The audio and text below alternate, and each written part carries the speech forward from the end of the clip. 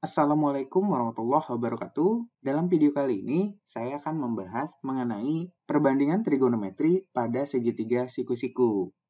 Nah, tapi yang perlu diingat, kalau kita berbicara mengenai segitiga siku-siku, itu adalah mengenai teorema Pythagoras. Berarti di sini, kalau kita punya AC kuadrat atau sebuah sisi miring, dia akan sama dengan sisi lainnya dikuadratkan dan kita jumlahkan. Oke, ini harus kita ingat ya. Nah, sekarang kita akan masuk perbandingan trigonometri pada segitiga siku-sikunya. Oke, di sini saya punya segitiga siku-siku ABC dengan sudut siku-sikunya terletak pada titik B. Nah, misal saya punya di sini ini adalah sudut alfa dan di sini misal adalah sudut beta. Oke, berarti di sini kita samakan dulu. Oke, kita sebut sisi yang berada di depan sudut alfa, ini adalah yang kita sebut sisi depan atau opposite. Nah, kemudian sisi yang berada di sampingnya, ini kita sebut sebagai sisi samping atau kita juga sebut sebagai adjacent. Nah, kalau untuk sisi AC, ingat, karena dia di depan sudut siku-siku, berarti ini kita sebut sebagai sisi miring. Atau kita juga sebut sebagai hipotenusa. Kita pahami dulu, berarti kalau kita punya sebuah sudut yang berada di depannya, berarti di sini kita sebut sebagai sisi depan atau opposite. Dan untuk yang di sebelahnya, ini kita sebut sebagai sisi samping atau adjacent. Dan sisanya itu adalah sisi miring. Oke, di sini untuk perbandingan trigonometrinya, untuk nilai sin alfa, dia akan sama dengan panjang sisi depannya, saya singkat D aja ya, dibagi dengan panjang dari sisi miringnya. Berarti kalau kita mencari sinus alfa, itu akan sama dengan depan dibagi miring. Nah, kemudian kalau untuk kosinus alfa, itu adalah panjang sisi sampingnya dibagi dengan panjang sisi miringnya. Oke, jadi kita punya sinus alfa itu adalah depan dibagi miring, kosinus alfa itu adalah samping dibagi miring. Nah, kemudian bagaimana untuk tangen, kotangen, sekan, dan kosekan? Nah, di sini kita perlu ingat juga bahwa tangen itu adalah sinus per kosinus. Berarti kita punya tangen alfa itu adalah sin alfa per kosinus alfa. Sin alfa tadi kita sudah punya depan dibagi miring. Kosinus alfa itu adalah samping dibagi miring. Nah, ini bisa kita coret ya. Berarti tangen alfa itu adalah depan dibagi samping. Oke, itu untuk tangen alfa. Kemudian untuk kotangannya, kotangan alfa itu dia kan sama dengan 1 per tangen alfa. Atau bisa juga kita sebut sebagai kosinus per sinus. Misal di sini kotangan adalah 1 per tangen alfa. Tadi tangen alfa itu adalah depan dibagi samping. Berarti kotangan alfa itu akan sama dengan samping per depan. Oke, sekarang untuk kosekan alfanya. Nilainya dia adalah 1 per sin alfa. Berarti 1 per depan dibagi miring atau sama dengan miring dibagi depan. Nah, kemudian untuk sekannya, itu adalah 1 per cos alfa atau 1 per samping miring. Atau sama dengan miring dibagi samping. Nah, jadi di sini yang perlu kita ingat itu adalah untuk sin alfa berarti itu adalah panjang sisi depan dibagi panjang sisi miringnya, dan kosinus alfa itu adalah panjang sisi samping dibagi dengan sisi miringnya. Kita juga di sini harus ingat mengenai nilai-nilai tangen, kotangen, sekan, dan kosekan. Oke, nah sekarang bagaimana untuk si betanya? Nah, kalau untuk beta, berarti depannya sudah bukan sisi BC lagi. Oke, kita akan lihat dari pandangan beta. Dari pandangan sudut beta, berarti depannya dia adalah sisi AB. Dan sampingnya itu adalah BC. Nah, berarti dari sini kita juga harus melihat dari pandangan masing-masing sudutnya. Jadi untuk alfa dan beta itu pasti akan berbeda. Mana yang depan dan mana yang sampingnya. Kalau untuk miring, kita ingat di sini. Ingat, pokoknya kalau untuk miring, semuanya akan tetap sama. Yang kita sebut sebagai sisi miring itu adalah sisi yang berada di depan sudut siku-siku. Oke, mungkin kita langsung bahas aja di sini. Oke, untuk soal yang pertama, misal di sini ada sebuah gambar di mana alfa adalah sudut yang dibentuk antara sumbu X dengan garis OA. Nah, berarti alfanya di mana? Di sini. Oke, berarti kita gambarkan saja dulu. Di sini adalah titik O, di sini titik A. Nah, di sini adalah titik pertemuan A dengan sumbu X. Di sini sudutnya adalah alfa. Nah, berarti dari 0 ke titik ini itu akan sama dengan nilai X-nya atau 7. Oke, dan nilai dari titik ini atau nilai tingginya itu akan sama dengan nilai Y-nya atau 24.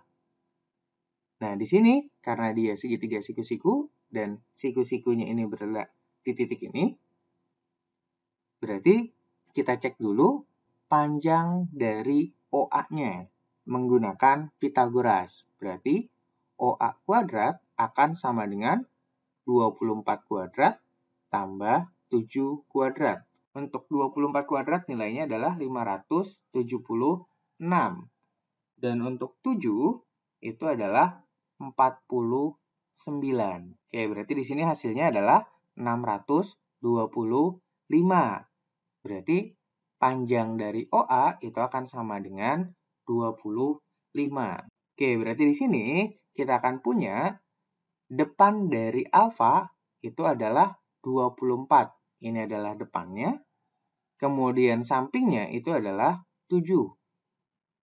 Dan ini itu adalah sisi miringnya.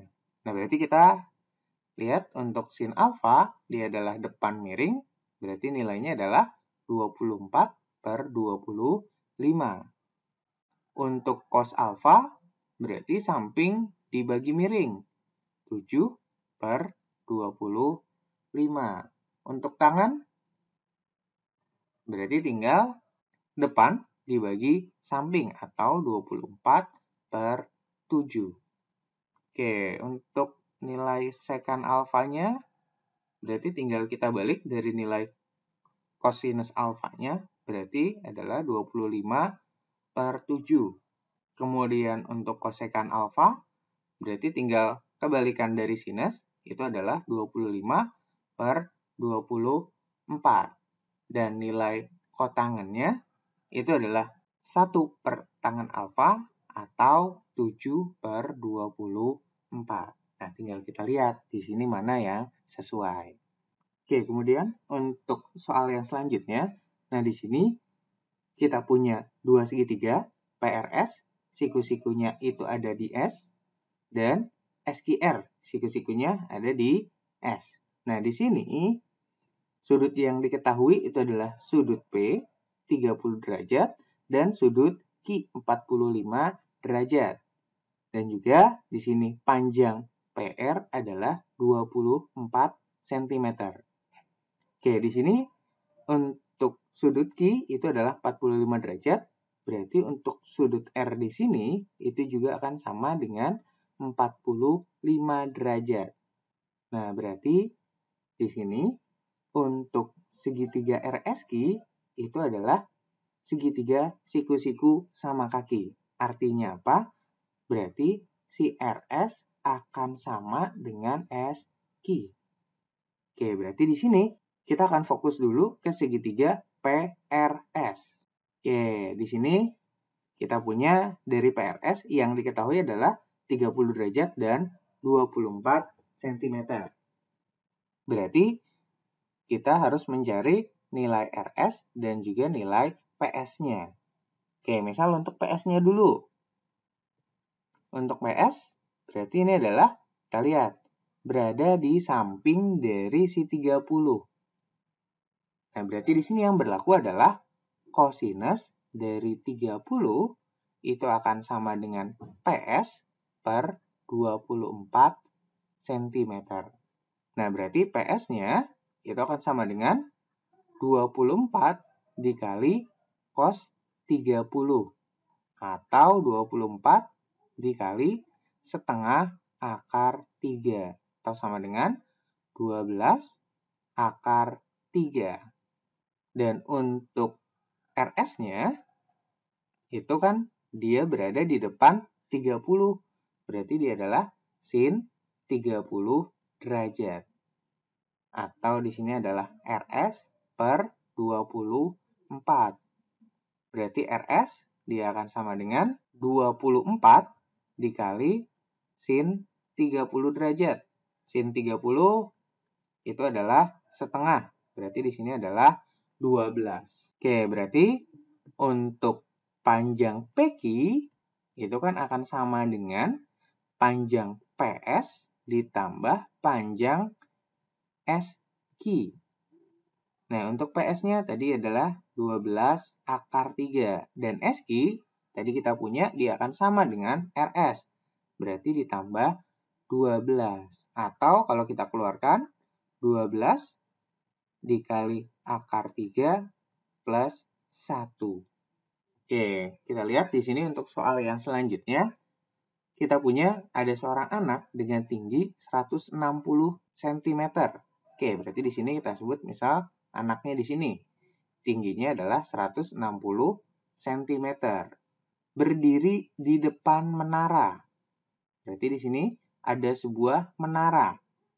Dan dia melihat puncak menara dengan sudut elevasi 30 derajat. Oke, berarti di sini sudut elevasinya di sini adalah 30 derajat. Oke, di sini juga berarti sama ya, 160 cm. Nah, kemudian si anak berjalan sejauh 20 meter. Dia berjalan sejauh 20 meter. Dan kemudian melihat si menaranya itu dengan sudut elevasi 60 derajat.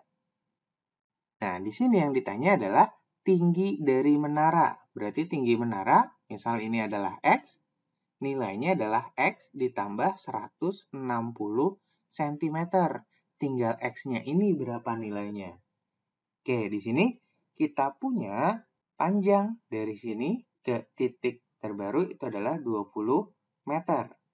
Nah, di sini juga sesuai dengan keistimewaan dari segitiga siku-siku. Karena dia sudutnya 2 kali lipatnya ya. 2 kali lipat. Nah, berarti di sini untuk panjangnya dia akan menjadi setengahnya. Oke, berarti jika di sini 20, berarti di sini dia akan menjadi 10 meter. Oke, berarti dari titik yang baru ke menara itu jaraknya adalah 10 meter.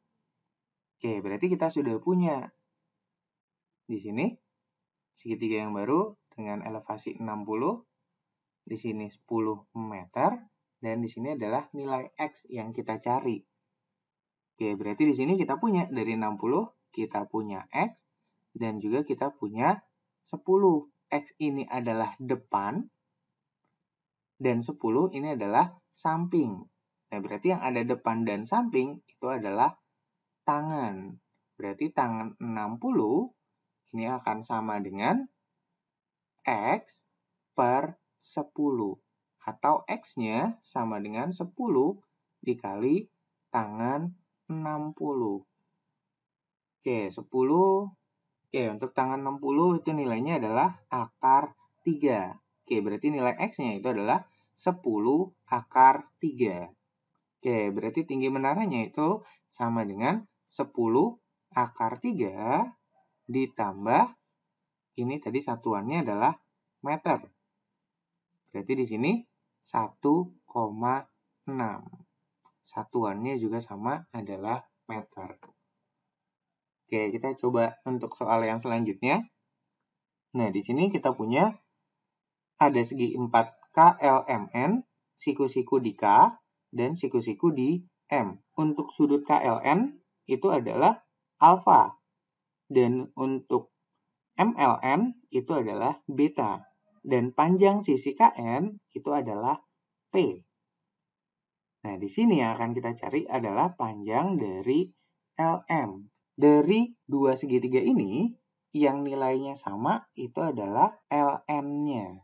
Oke, LN-nya dia akan sama. Nah, berarti kita lihat.